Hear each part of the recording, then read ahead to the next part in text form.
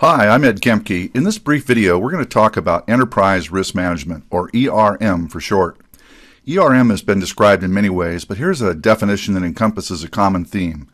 Enterprise risk management is a systematic, objective-oriented approach to gain competitive advantage through more efficient deployment of scarce resources, better decision-making, and improved goal achievement. Rapid changes in information technology, the explosion of globalization and outsourcing, the sophistication of business transactions, and increased competition, combined with economic and political uncertainty, is putting more pressure than ever on organizations to understand and assess their risks. However, many of the techniques used by boards and senior executives are dated, lack sophistication, and are no longer effective in creating and maintaining an organization's competitive advantage. I like the quote from Jack Welch, who was CEO at General Electric. If the rate of change on the outside exceeds the rate of change on the inside, the end is near. And I'm pretty sure things are moving even faster today than when he was originally quoted. This slide shows the contrast between traditional and enterprise risk management. On the left side, you see the organization operates in a defensive mode, relying on the purchase of insurance when possible. The perspective of risk is that of hazards and is oriented around cause of loss. Risk treatment operates in silos within departments and consequently is a bottom-up process or a defensive position. On the right, you see that ERM looks at the upside of risks and the many opportunities it can present. It's tied to strategic objectives and is a coordinated approach that looks at all departments. Subject matter experts and risk committees are used to identify risks, and it is a top-down process or an offensive position. The question is, how do we make the transition from traditional to ERM? In the next few slides, I'll show you the process we use to help organizations efficiently and effectively accomplish this. The first step is to evaluate the organization's existing approach to managing risk. We use a benchmark tool that rates against recommended ERM practices based on 10 key factors and their underlying competency drivers. These best practices are from the ISO 31000 International Standard Risk Management Principles and Guidelines. By the way, ISO 31000 has become the leading risk management standard due to its flexibility and adaptability to any industry, whether for-profit or not-for-profit. This then gives us a snapshot of where the organization is today and is also useful for periodically measuring progress as your ERM program matures. This slide shows the actual ratings for an organization that started the transition in December of 2013. Their benchmark rating average was 28%, which is not unusual for a beginning score. Just as importantly, the benchmark, also referred to as a gap analysis tool, tells us where the organization needs to improve. This in turn is used to create a transition plan that addresses the activities that need to take place, including who will be responsible and the time frame for completion. The plan activities are typically completed within a 30-day period. Now, one important aspect is training. We do that in live settings like workshops that we'll see in a couple of slides, as well as online for convenience. Let me take a moment to show you the online feature. Risk Skill Center is our online membership site where we teach best risk management practices for busy executives. Here we are on the home page, and as you can see, there's two training tracks from which to choose. One is for board members, and the other is for management. The board track has 4 modules, as you can see here, and can be completed in less than 30 minutes. The management track has 5 modules and can be completed in less than an hour. As an example, Module 1 in the board track includes a short video. The key messages from the video are on the right, and if we scroll down, there's a quiz to test knowledge. These modules take an average of 5 minutes each and provide the basic knowledge for the user to effectively participate in the process going forward. The next step is to interview business unit managers in order to document objectives, identify risks, and determine the current control environment. This provides insight to the risks as well as the internal and external context for further analysis. We then enter this information into a risk assessment workshop software tool, starting with the objectives. In this slide, you can see the 3 objectives used for our sample organization. They are to maximize income, safety performance, and environmental impact. Of course, most organizations have more objectives. We're just using 3 for simplicity's sake. We then enter the risks that were uncovered from the interviews as they relate to each of the objectives. For example, the first risk has to do with an IT security breach and its potential impact. To the right of that, you can see the boxes for rating the impact, likelihood, and control effectiveness. We then conduct a risk and control assessment workshop with the risk management team. A workshop format enables the participants to both contribute and learn in a natural environment. The result is not only a ranked list of key risks, but a fascinating discussion about the control environment, risk appetite, and individual risk tolerances.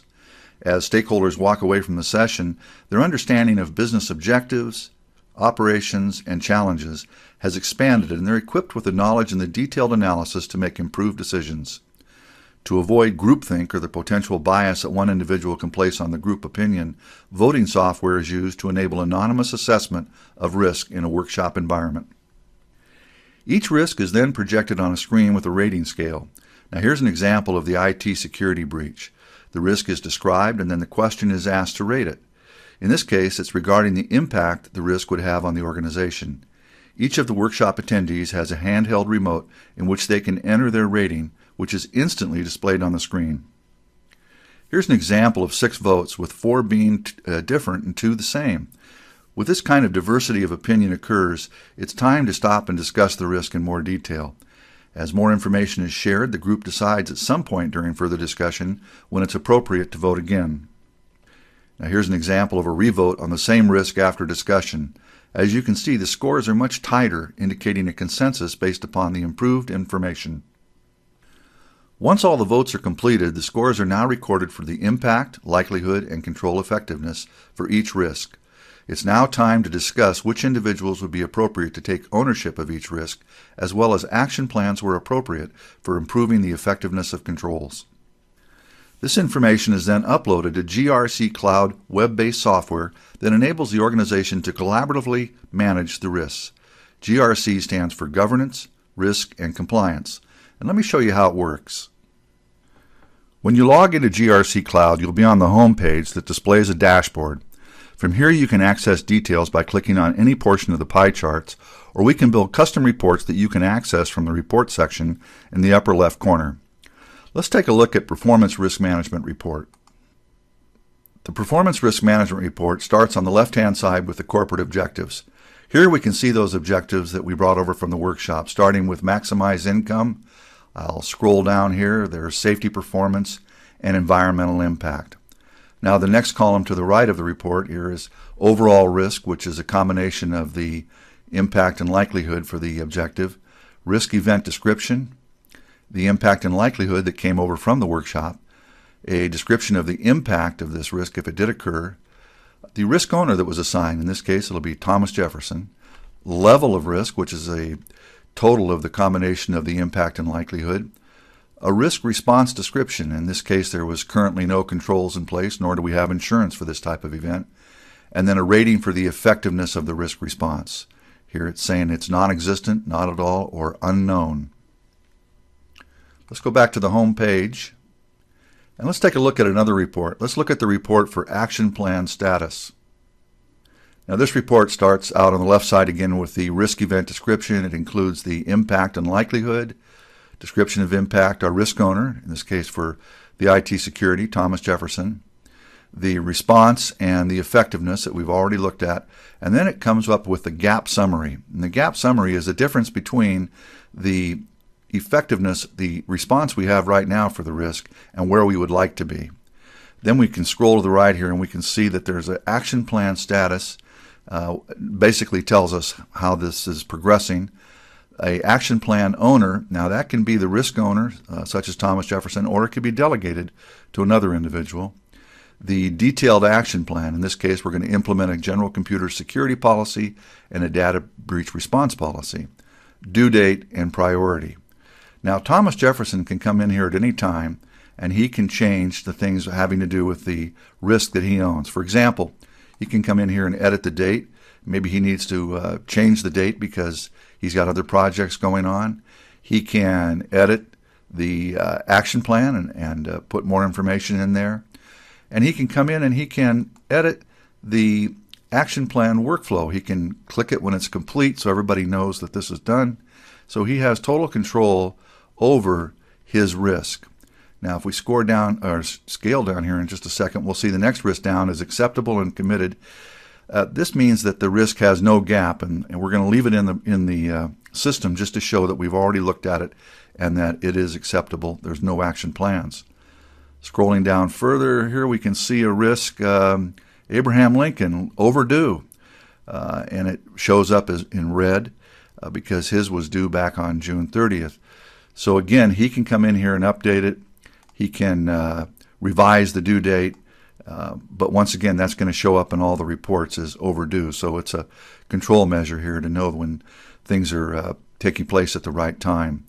One of the other features of the system, too, by the way, is that it will send out email reminders when actions are either coming due, or past due in order to keep things on track. So basically, when we upload the information to the system, this really puts your program on autopilot and allows you to check the status at any time and prepare reports for the board or committee meetings. I mentioned the benchmarking tool that we use to establish baseline and measure progress. For the same organization we saw earlier, this slide shows an updated rating as of July 31st, 2014. As you can see, the average rating of 64% has more than doubled since when they started the transition 7 months previously. More importantly, they're now effectively managing the risks that are most important to achieving their objectives. Here are just a few of the benefits that can be derived by transitioning to ERM. Increase the likelihood of achieving objectives. It does this by understanding the linkage between risk and drivers of value across the breadth of the business, thereby aligning risk management objectives with the objectives and strategies of the organization. Improve governance. The board of directors will know the status of risks, controls, and actions at any point in time, providing assistance in fulfilling its responsibility for risk oversight. Now, this not only improves governance, it also enables the organization to attract and retain high-quality board members who engage in the process. Encourage proactive management. Designated individuals fully accept accountability, are appropriately skilled, and have adequate resources to check controls, monitor risks, improve controls, and communicate effectively about risk and their management to external and internal stakeholders. Establish a reliable basis for decision-making and planning. As we saw in the workshop, identified risks are analyzed in order to make decisions on the most appropriate risk treatment, strategies, and methods. This also fits in nicely when developing the annual strategic business plan. Improve stakeholder confidence and trust. Appropriate and timely involvement of stakeholders, and in particular decision makers at all levels of the organization, ensures that risk management remains relevant and up to date. Improve operational effectiveness and efficiency. An emphasis is placed on continual improvement in risk management through the setting of organizational performance goals, measurement, review, and the subsequent modification of processes, systems, resources, capabilities, and skills, just like we saw in the example of the benchmark tool. Is enterprise risk management right for your organization? You probably have more questions, and I'd be happy to provide the answers. Give me a call, let's discuss your needs, and see if ERM can benefit you as much as it has others.